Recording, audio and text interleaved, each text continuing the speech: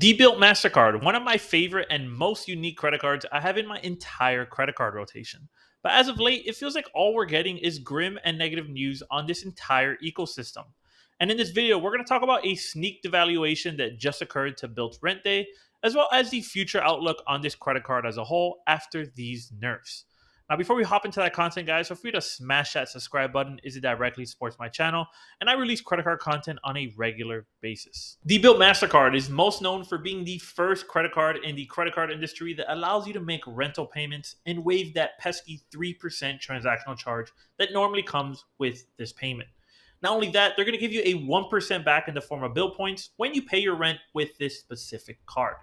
Now, guys, if you're like me that lives in Miami, Florida with a disgustingly elevated rental market, having the ability to achieve a 1% back on an elevated purchase such as my own that's $3,500 a month is game changing.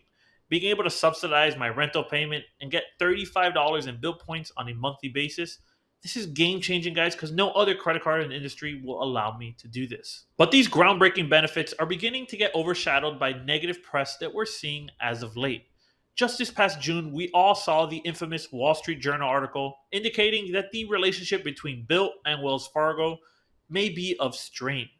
This is because the article is alluding that there is upwards of $10 million being burned a month on the BILT program, meaning that on an annualized basis, they are burning upwards of $120 million. But this article is just the tip of the iceberg because in the last week of July, we saw that there was a sneak devaluation of BILT's Rent Day. For those of you that are unaware, Rent Day is kind of the best part of being a BILT credit card holder because not only can you pay your rent and achieve credit card points, but BILT doubles all associated multipliers. So instead of getting 3x on dining, you're going to get 6x. Instead of getting 2x on travel, you're going to get 4x. Instead of getting 1x on all miscellaneous purchases, you're now going to get 2x. So this allows you to achieve the maximum amount of BILT points on the first of every month. And if you don't have the BILT Mastercard, Rent Day is something to look forward to because they play all these cool games with a chance of winning your rent paid for free.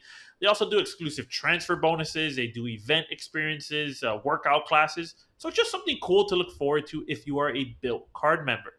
But BILT just rug pulled all of us BILT card holders because if you dig deep into the terms and conditions of August Rent Day, you are going to see that they reduced the maximum amount of BILT points that you can achieve down to 1,000. Prior to this post, the maximum amount of BILT points that we can achieve every first of the month was 10,000, equaling $100 of BILT points.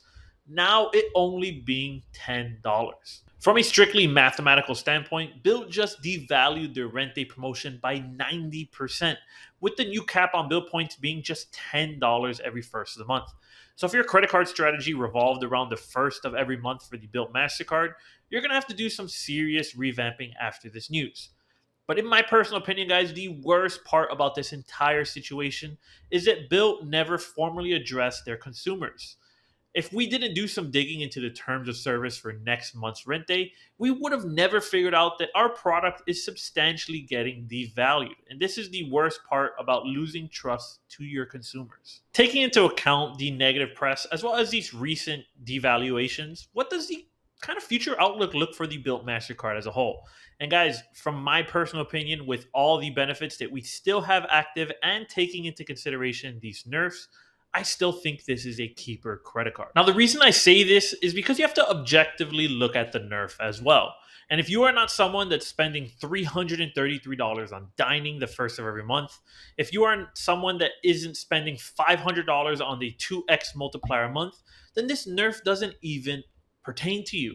If you're like me, guys, I love to go out to a nice little dinner the first of every month. If it lands on a kind of day that I normally go out, then I'll capitalize on Rent Day. But I'm personally not someone maxing this out every single Rent Day because what BILT's trying to do with this nerf is cut down on those people who are preloading their apps with Starbucks with like $500 worth of dining credits, stopping people from leveraging all of their monthly bills on the first of every month to kind of make this credit card more of a mainstay in your wallet instead of just a first of the month credit card. So aside from this point, I'm going to go through kind of a little rapid fire on why I believe the future outlook of this credit card is still going to be okay.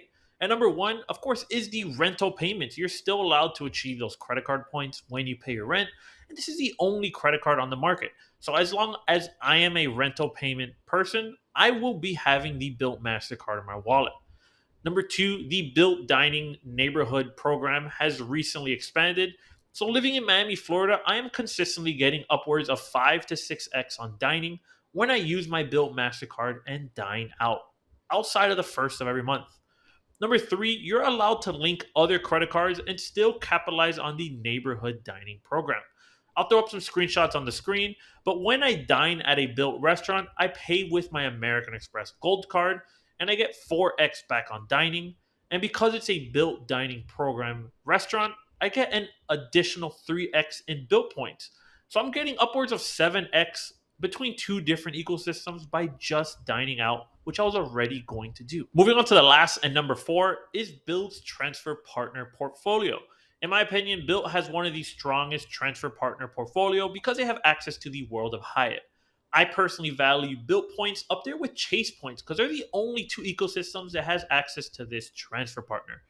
Not only that, they offer elevated transfer bonuses to not only flight partners, but hotel partners, which gets you more bang for your buck for each and every one of your BILT points. With that being said, guys, I personally believe that if BILT can keep their name out of the negative press, as well as be more transparent with their customer basis, they will continue to make strides in the credit card game and be a mainstay in many people's wallet. Like I said, if I am still paying rent and as I continue to pay rent, this credit card will always be a mainstay in my wallet because it's the only credit card that allows me to subsidize my rental payments and achieve points in return. Now, I want you guys to do me a favor. Drop me a comment below of what you personally think you're going to do with the BILT MasterCard and what you think the future outlook looks like. But if you enjoyed this content, guys, subscribe below. And if you want more BILT MasterCard related content, I got two videos right here for you.